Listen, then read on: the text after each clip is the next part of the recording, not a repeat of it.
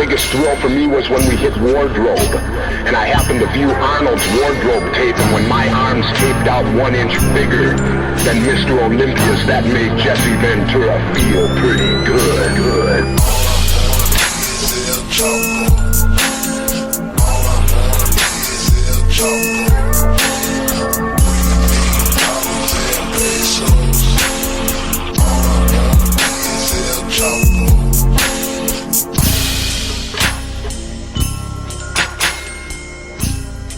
Okay, it's episode 21, everybody. Blackjack. If you're listening to this right now, it means you are a subscriber, so thank you to you for that. But as a reward for your efforts, we have a special guest joining us this week. It's Tony, but you probably know him better from his Twitter handle, Mexicanarchist. Tony, what's up? Nothing much, man. Just trying to beat the heat in LA right now. Yes, Tony's coming to us from LA, and of course I'm Will Menaker, but also with me, Matt Christman. Yo. And Felix Biederman. Hey, everybody. So, we just want to get right into it this week. We wanted to have Tony on because over the past couple weeks, we've been following your Twitter account, and you've been posting some incredible coverage, just in terms of video and just live tweets of a lot of the protests that are going on right now in the state of Oaxaca in Mexico. These teachers, it's a teachers union strike that's going on right now, but basically it has become, I don't know, a pitched battle between these protesters and the state. So let's just get right into it. Could you give us just the immediate context for this strike and these protests? Well, this happened around a few years ago when Mexico's president, Enrique Peña Nieto, had unrolled some like these reforms from education, energy sector, but more importantly, the education sector. And these were, total, this will improve our education, it'll bring costs down. When in reality, it was pretty much more or less an excuse to implement massive layoffs, strip down labor power for teachers, and privatize education for the most part. Pretty much like what you're seeing in the United States with charter schools, they're trying to implement some sort of model like that in Mexico as well. So this is basically the same kind of like neoliberal model of education reform that's going on in the States, but what's happening right now in Mexico is that these protests, like some of these videos that you've shown are jaw-dropping in terms of the level of violence with which the state is cracking down on these teachers. Yeah, it's pretty much a war on teachers at this point, or a war, generally speaking, on anything that's to the left or anything that's against these neoliberal reforms all across the board. The level of violence, it could kind of be explained the fact that media is really not going to pay attention to what's going on in Mexico, the violent repression, unless, and I joked about it before on Twitter saying, we need to say that Mexico's a socialist country, then CNN will send in their whole team to cover all the protests. They send in planes full of federal police into Oaxaca. They've flown them to other areas as well, Michoacan, Chiapas as well. Basically anywhere they feel there's going to, they need to suppress these protests. And it's really nothing new. Just last year, they had killed a teacher in Acapulco during a protest from the CNTE teachers union. An elderly teacher, they beat him to death outside of his truck. And I remember when that happened, only one reporter from the U.S. anywhere reached out and asked what was going on. Other than that, there was no mention of it. Well, I think what you got to do is get the president of Mexico to start wearing a sort of beret and like military uniforms, like Chavez, and then we could pretend he's a socialist, right? Yeah, I thought about that at one point, and then I saw the photo of him jogging with Canada's woke leader, I guess. The two most bay world leaders right now. I mean, what is more intersectional than Justin Trudeau signal boosting a POC both in Peña Nieto and in selling arms to King Solomon, one of the most powerful POC on earth, doing it for us. Give your weapons to Saudi. So, like, what was it? What was exactly like in most of the protests are going on in Oaxaca right now, right? They were. It kind of goes off like on flashpoints. Oaxaca, they have a history of this, of being more militant, more leftist. You know, there's a huge anarchist movement there that I'm really jealous of, to be honest. And they'll just hold spontaneous marches of these young kids, and you think they're like little punk rockers or something like that. And you think, oh, they're just, about the looks, and riot cops show up and they will beat the hell out of those riot cops. There's like plenty of video on that. But those are just little standard ones. This one was more massive. There was multiple blockades. The most well-known one now is the one in Nochislan, where federal police opened fire and they killed 9, which the count has gone up just recently. One of the teachers that suffered head wounds and was hospitalized just passed away, I think, on Tuesday. So, I mean, that kind of set off more protests in Mexico City, Nuevo León, Guerrero, Chiapas, those blockades everywhere. And even teachers in Guatemala, they staged a blockade along the border in solidarity with the teachers.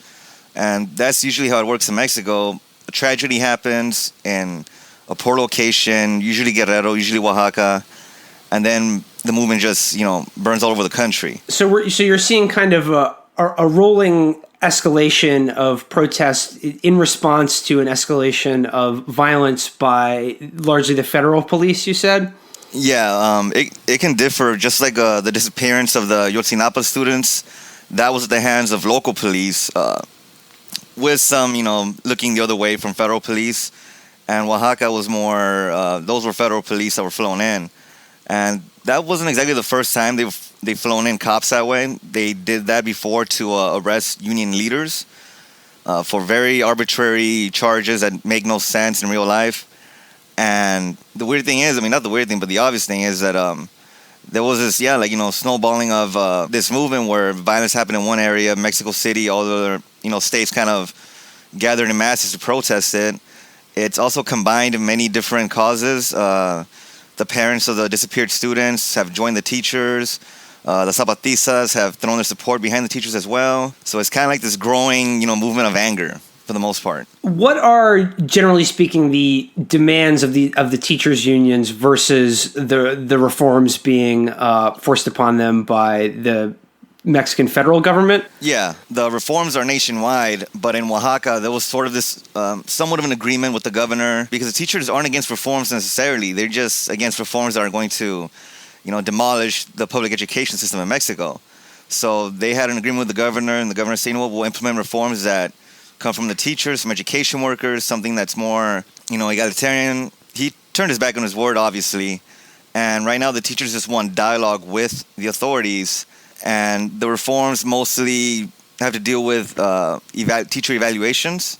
It's also an indigenous struggle on one hand, because some of those reforms are basically saying, okay, we shouldn't have teachers teaching indigenous languages from the respective areas, because some areas do still speak their native tongues, and they want them to learn just Spanish and English for kind of obvious reasons. As a matter of fact, that teacher that just passed away, he was an indigenous teacher, and that was one of his causes. Keeping alive of native languages in these states, right, that have large indigenous populations. Yeah. In Oaxaca alone, many different indigenous people from the Mixtec region, they went out and mobilized huge protests to support the teachers, because they view them as, well, they're helping us keep these languages alive, and not only that, they're educating our children, and they are the only resource that they see from anything. The government doesn't care about them. They don't send them any aid. They have schools that are built out of literally junk material, and they view the teachers as being the only ones that really care about their children and, them as a whole. But, going back, you mentioned that the parents of those 43 students that were disappeared by state or local police have now sort of joined this cause. Why do you think that education and students have become such a flashpoint for this violence all over the country? I had actually kind of wondered about that for a bit, but when I spoke to more people from around there in Mexico and some of my activist friends, they kind of told me, well, you have to look at the fact that the Yotzinapa students, ones that disappeared, that school is meant to turn these students into teachers. And these schools teach leftist politics to these, future teachers, and they in turn go to the poorest communities of Mexico to teach the children there. Now, when you have a government that kind of wants to, implement these neoliberal reforms, free market everything, strip down public education, healthcare, everything, in one fell swoop, that's kind of, seen as a direct threat to them. So these students and the teachers, they are natural allies in this. And does that play in with the broader political scene in Mexico as a whole in terms of like the national government? Is this just is education just a small piece of how would you describe the overall political scene in Mexico right now in terms of the president and elsewhere? Well, it's kind of this odd thing. I look at Mexico politics in general, whether it's federal or local governments, all of that. You have something similar to the United States where you have a very centrist leaning to the right presidency. And there's this one politician there, for short, they call him AMLO, López Obrador. And he's kind of the Bernie Sanders of Mexico right now. And he's been that way for some time. Even them, just like with the Fight for 15 here, it's seen, this is a labor struggle as well, not just a teacher struggle. He's also backed the teachers in this. Some say it's for opportunism, some say it's not. But generally speaking, you have people, even middle-class Mexicans, that just after seeing the violence that went down in Oaxaca and the continuing violence, the part of the authorities, they've kind of had to obviously back the teachers in this, even if they don't believe in the teachers' demands, even if they don't think that the teachers are entirely in the right, they know that, well, once you're killing teachers and students, you're kind of in the wrong there. Not a good look, as they say. It's a bad PR move. Do better, federal police. Actually, Felix brings it up, but I wanted to ask, what, like you said that the state is flying in the federal police to crack down on these protesters. What do you think is the reason for that? Is it just because the federal police is more likely to just follow orders no matter how nasty they are? Yeah, I mean, federal, local, state, they're all usually involved to one degree or another. But federal police, I think it's still because it's like a show of force, meaning, sure, your blockades may be strong enough to keep out local police, maybe state police, but we won't hesitate to send plane loads, military plane loads full of, heavily armored and now, heavily armed federal police to quell your little rebellion. I also think it's because there is backlash when there is police violence in Mexico, more so than a lot of other countries I've noticed. Local police headquarters, I think it was in Huajuapan, in Oaxaca, they got firebombed. Their headquarters got firebombed after all this incident. So if you send in federal police, you're more likely not to get a lot of, blowback from that. Would this be like the equivalent if Rahm Emanuel during the Chicago public school union strike, like it would be the equivalent if he called Obama and had Obama sent in like an FBI SWAT team or something like that to tear gas these people? Something like that, yeah. It's basically they're just called in to handle these protesters, and usually they send them into the poorer areas, the more rural areas. They're a little more hesitant to send them to more metropolitan areas like Mexico City. They usually just send in the riot cops. That's usually enough. But even in Mexico City, teachers and police have faced off there as well. It was just, I think, 2 years ago. There was a huge encampment in the middle of the capital, and there was no news around it, nothing like that. And there was a huge battle between cops and teachers. Teachers were firing huge skyrockets at cops. They flew a federal police helicopter overhead even. There was no news of that. And this battle has been very, ongoing. It always just takes a few deaths, a few murders in Mexico for that to make the news, unfortunately. It sounds to me like what the teachers in Mexico need right now is a D-Ray. Is there one on the horizon? Maybe, find a way to appify and gamify protests to make it more effective?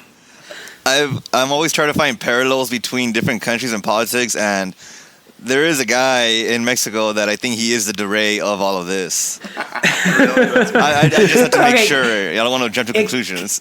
Can you send me a link to his Spotify Discover playlist? Yeah, I'll be sure to do that. So, I mean, the D-Ray joke, it brings up kind of a question I have. Obviously, D-Ray had a woefully unsuccessful run for mayor and then got mad at Greg Howard for accurately writing about it. But he ended up just being gifted a position in school where he'll probably do what he did in Minnesota when he was a school administrator there and just sort of viciously apply spending cuts and disrupt the whole thing, as people are wont to do. But what do you see the outcome of this being? Like, what... I mean, I know it's hard to like look on any type of linear path from all this now, but like it doesn't seem like there could be an electoral outcome. Yeah, for more electoral outcome on this, that guy I mentioned, López Obrador, he's been this sort of mild social democrat, and he will kind of attach himself to certain issues, but nothing too radical, nothing like that. And he's really popular in areas like Mexico City, where he's seen as, oh, he's leftist, but quote unquote modern leftist, which is their way of kind of saying, ooh, we don't like Venezuela, we don't like Cuba, but this guy, he'll probably socialize things through some woke app or some sort. That's, kind of the general idea there. As far as other electoral, politics go in Mexico concerning this, it's more of a three-party system in Mexico. There's multiple parties, more so than the U.S., but the three major ones go from, the right-wing PAN, center-right, PRI, which is in power right now, both in, across Mexico as a whole and Oaxaca as a governorship, and then you have what's considered the left-leaning PRD. Usually, people kind of will focus a bit more on the local there.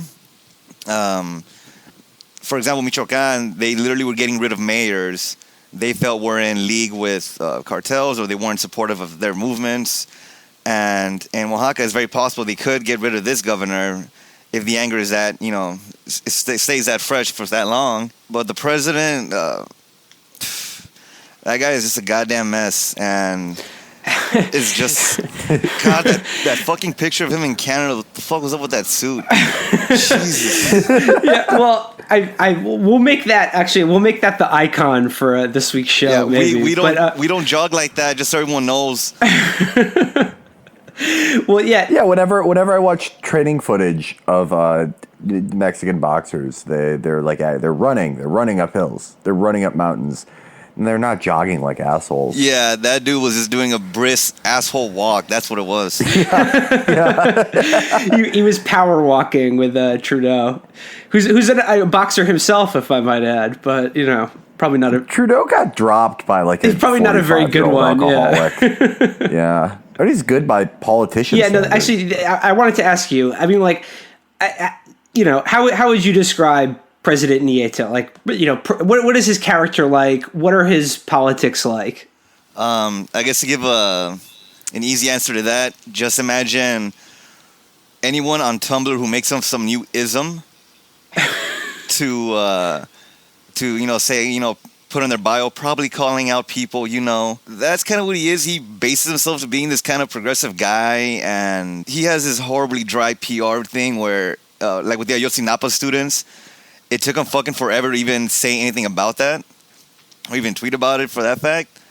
But when a plane crashed recently with some fucking, I think it was a military helicopter or some shit crashed, like, he didn't waste a minute. It's kind of like that, those woke people you find on Twitter that will, talk shit about racism, sexism, and all of that, but will still upload that meme of nobody crying for the troops. Yeah, that's kind of what he is. So basically, Nieto he's a good-looking guy. He's sort of young, has this kind of pseudo-progressive veneer to him. But if you had to sum him up, you would say he's a guy who took weeks to say anything about 43 students who were probably taken into the desert and executed, but hopped on immediately when a helicopter crashed and killed a couple people. Yeah, I mean, the odd thing is the mayor of Mexico City, he's seen as also progressive.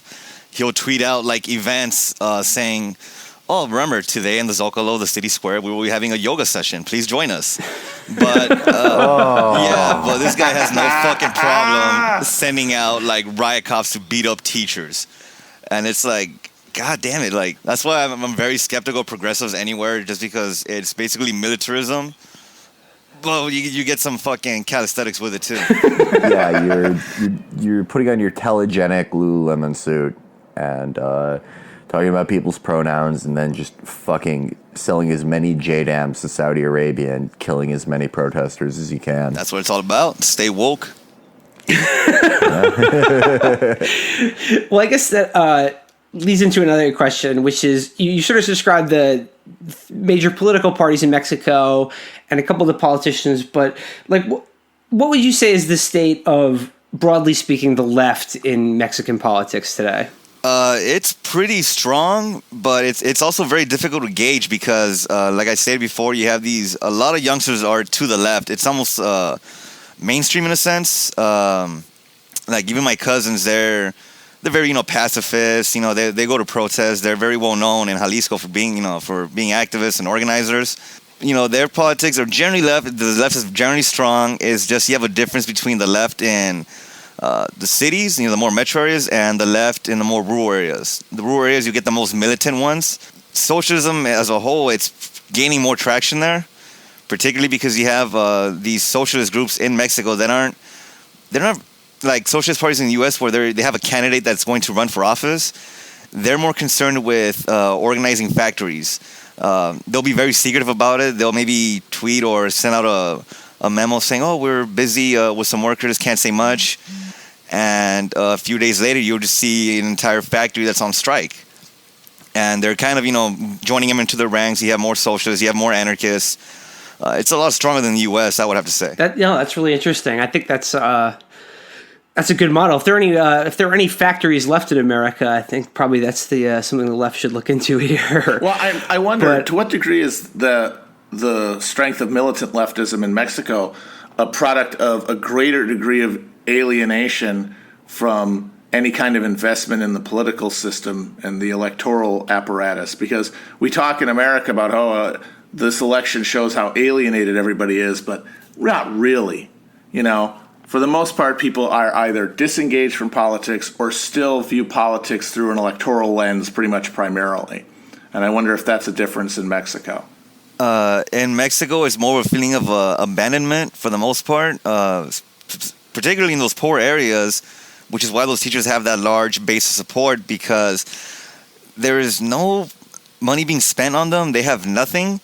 And they see these teachers that are helping parents build Telesur. They actually had a reporter going to Oaxaca, and he gave a tour of a school that was literally built with parts made of, from a scrapyard. So when, politicians, even the ones that consider themselves to be left, never pay attention to them. And these people also feel like they have nothing left to lose. Teachers were the only viable source they had for their children and for the children to get an education. And a lot of these children also want to become teachers, like the Ayotzinapa students. And teaching has been seen as one of the last few legitimate ways to get out of poverty in Mexico. Because agriculture, it's dead.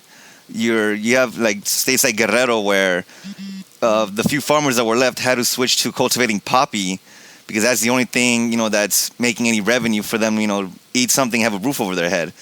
So it kind of does have to do with alienation. They've been othered. They're not paid attention to. It kind of sucks because it takes them, a few of them dying for, the larger, political landscape of Mexico and the world as a whole for them to even be heard. Again, sorry to keep comparing everything to the United States, but it does seem like a similar thing where you have a lot of the younger generation who is sort of borne most of the brunt of the last 30, 40 years of this kind of free market and neoliberal revolution, on the outs from sort of a prevailing political ethos, and what we're seeing with various degrees of backlash and violence on the half of the state, basically trying to discipline people to get in line. Yeah, and the great thing about it that the Mexican government is doing, this is, there was I'm blanking on what think tank it was, but it was a think tank that kind of, told Mexico, this is kind of how we want your education system to roll out to. And there were politicians that were telling, the president, remember, it's the people who elected you, not the teachers' unions. Because there was this huge, just like you have here in the United States, where you'll have, conservatives and, even many liberals telling, politicians, hey, remember, the unions aren't your fucking leader just because they donated your campaign, and they're making it out as, to seem like, oh, the country's being held hostage by the teachers. And there was even a hashtag, well, we're tired of the CNTE, teachers union, and that kind of backfired. It turned into, we're tired of EPN, the president. Here in the U.S., it kind of worries me because I'm going back to school, and I was considering teaching as a profession, and I'm just kind of seeing, well, because in Mexico, the teachers unions there are leftists by nature. They're very socialist, they're militant, they're very egalitarian. Whereas teachers here in the United States, I remember in high school, about half of my teachers were hardcore Republicans, but very, very in favor of being in a union. And of course. Yeah, and they didn't really understand that, and they would vote for Republicans or they would vote for Democrats that, weren't exactly too keen on unions either. And I'm just thinking, God damn, it's going to be such a slow death in America when it comes to education. I'm just seeing charter schools pop up around like where I live, and it's seen as like, oh, look, we're building these beautiful schools, but with horrible labor policies, but look how pretty they look in East Los Angeles compared to that old concrete, public school over there. And it sucks because, you have people like DeRay who are selling this as part of the movement, and I'm like, oh, God damn it. Well, I mean, it's a funny thing, and this gets back to where we first started in terms of the extraordinary scale of the violence and the crackdown that's going on in these protests. But I think it's odd, like education reform, it doesn't seem like such a big thing, but I think almost more than anything, I think you really see kind of like the pure blueprint for the sort of new economy and new people that are supposed to fit into it, is what they're trying, like in the kind of programs of reforming education and changing education from, what I grew up in or what a lot of people consider to be, I don't know, educating children into something new and different. And I think that is really where you see a lot of really the goals of sort of reforming the economy and society overall. Yeah, I mean, that's pretty much what it is. It isn't just against teachers, necessarily. It also went after the energy sector. They're liberalizing Pemex, which is the national oil company, and there were strikes along with that. There was violent repression on that as well, but not to the degree where it's going to catch some media attention, because nothing sounds as horrible as saying, "Oh my God, they're shooting at teachers." No matter where you are, that's going to grab your attention. These reforms are also seen as just a general attack on whatever little, pluses came out of the Mexican Revolution, including the normales rurales schools that teach leftist politics to students, to teach impoverished children. All right, to give you this way again, it's they're legalizing gay marriage in different areas of Mexico, and they're about to start legalizing weed in Mexico City.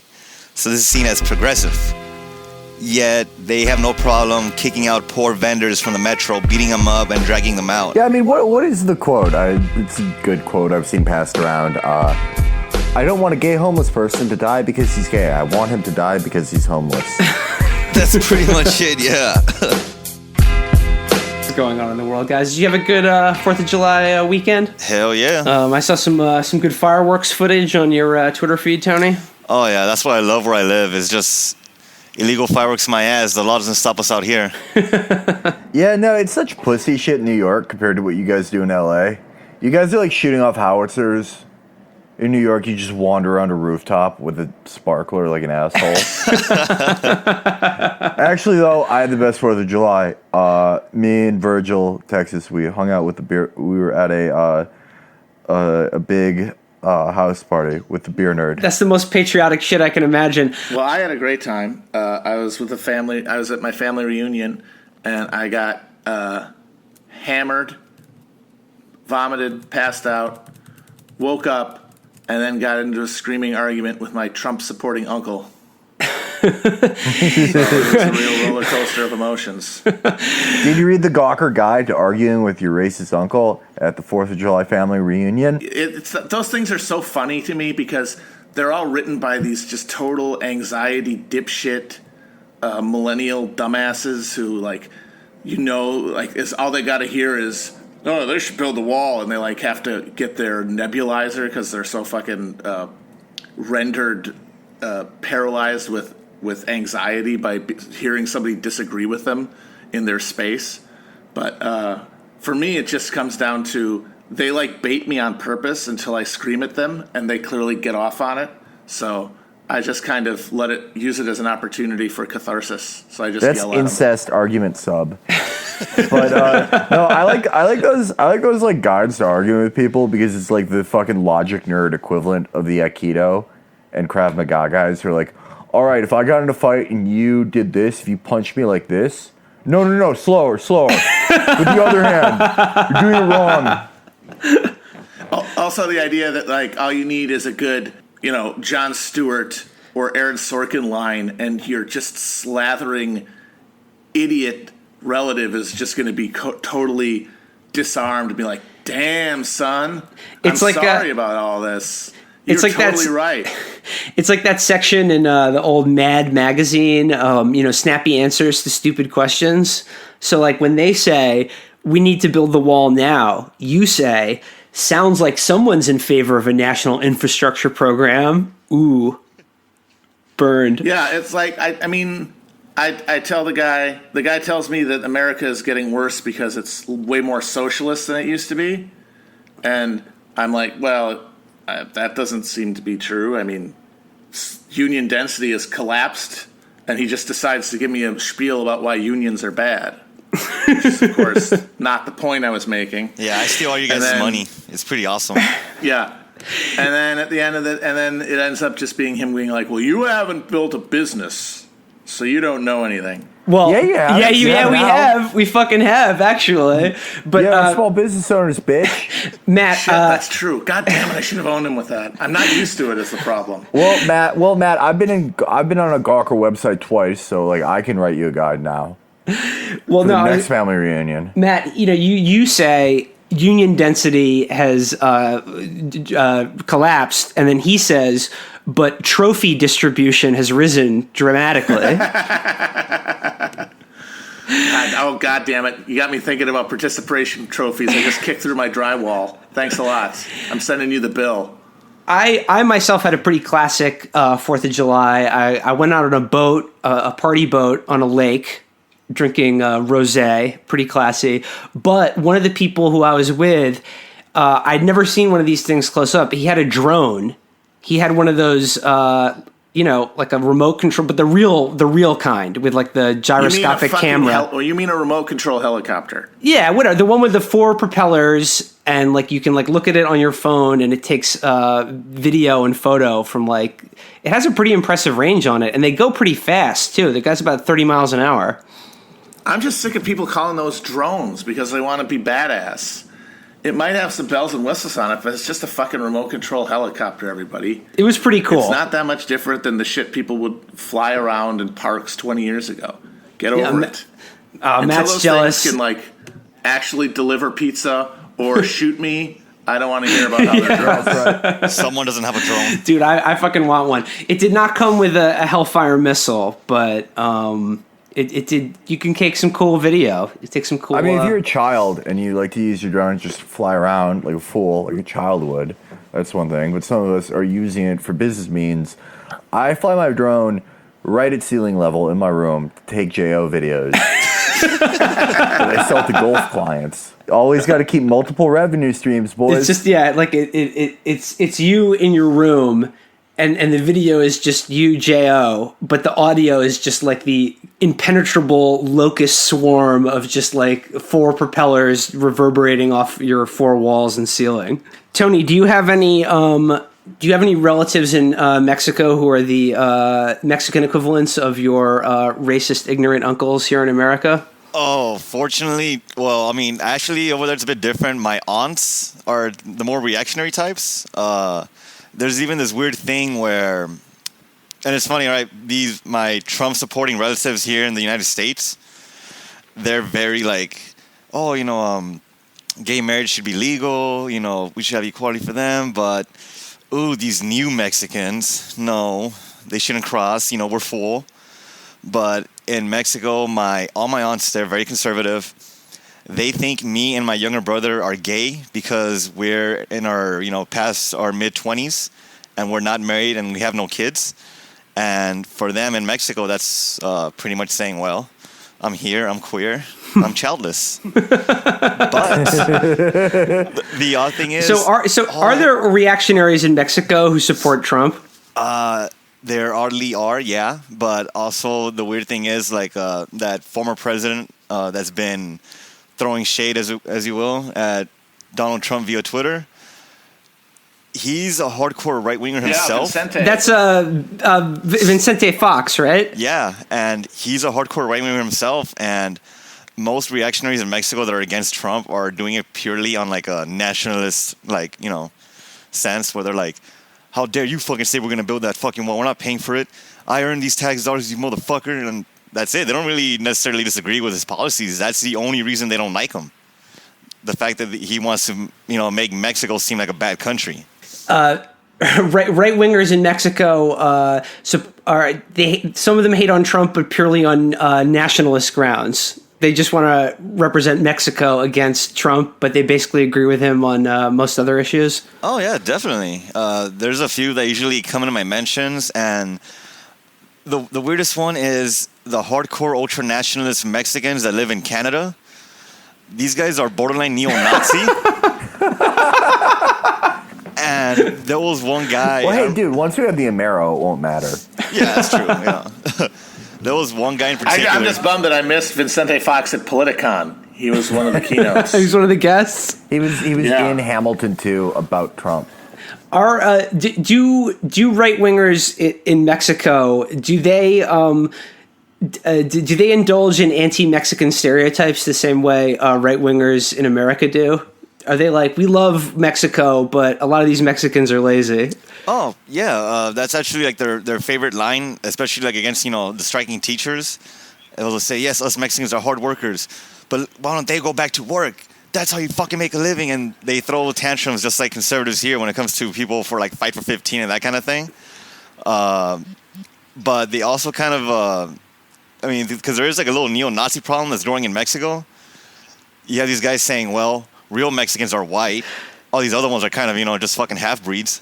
You were mentioning Mexico's neo-Nazi problem. That may come as a surprise to some of our listeners.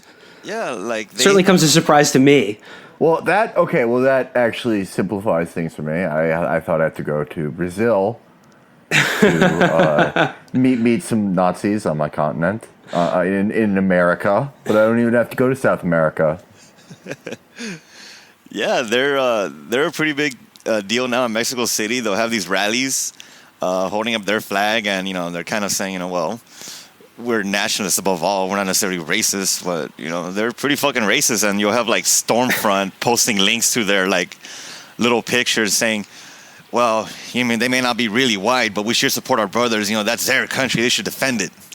They're kind of more of a big thing in like the major cities like Mexico City, and I would think, all right, these motherfuckers had to be a big joke, but you'll see Stormfront. They'll actually post like pieces from these guys in Mexico, and they'll be like, well, they may not be fully white, but they're still nationalists. Is it like double A or triple A? Like they can get called up to the majors? Yeah, like there's these guys. Like, as a matter of fact, in my hometown, there's this guy who he became a little bit of a celebrity because he got kicked out of the Conservative Party for having like these neo-Nazi links. And I remember this one Nazi dude in my mentions just kind of pointed him out and said, now you see, this is what a real Mexican looks like, the Spanish heritage. I'm really sorry, dude, but your connection is such that I think we may have to end this conversation right now. Oh, that's cool. It's understandable. But no, it's all good, man. I wanna thank you again for coming on the show. It was a really great conversation, and I hope we can have you back sometime with a smoother connection. I'll tell you what, though. This is going to be our subscriber show for this week, but like after a couple days after our next show comes out, I want to unlock this one and bump it again so that like, the whole, the broader Chapo listenership can get down on this. Oh, that's cool. Because I think you had a lot of really interesting shit about just what's going on right now and the teacher strikes and everything else, man. Tony, I also want to thank you again because I mentioned you once before on this show because I saw that you said you were a big fan of the show, but that you didn't want to listen to it in Mexico because you weren't suicidal. Yeah. And that was the first time that actually made me rethink why I chose to name the show something as stupid as this. Never turn your back on the brand. Yeah, I know. We've gone way too far now to turn back, but I won't be taking any. We won't be doing any. We won't be doing a Chapo live tour anywhere in Mexico anytime soon. That's for sure. Which I'm disappointed about because that's like, along with Turkey, it's just one more country that we can't visit because of this stupid show that we've done. But Tony, man. Once again, thanks so much for being with us on the show. If you want to check out Tony and a lot of this, like I said, a lot of this amazing stuff he's been posting about the protests that are going on in Mexico, he is Mexicanarchist on Twitter, and we will put the link in and his handle in the info for the show. Be good. Thanks for coming on. Oh, thanks for inviting me, man. Yeah, thank you, Tony. Thanks a lot. Cheers.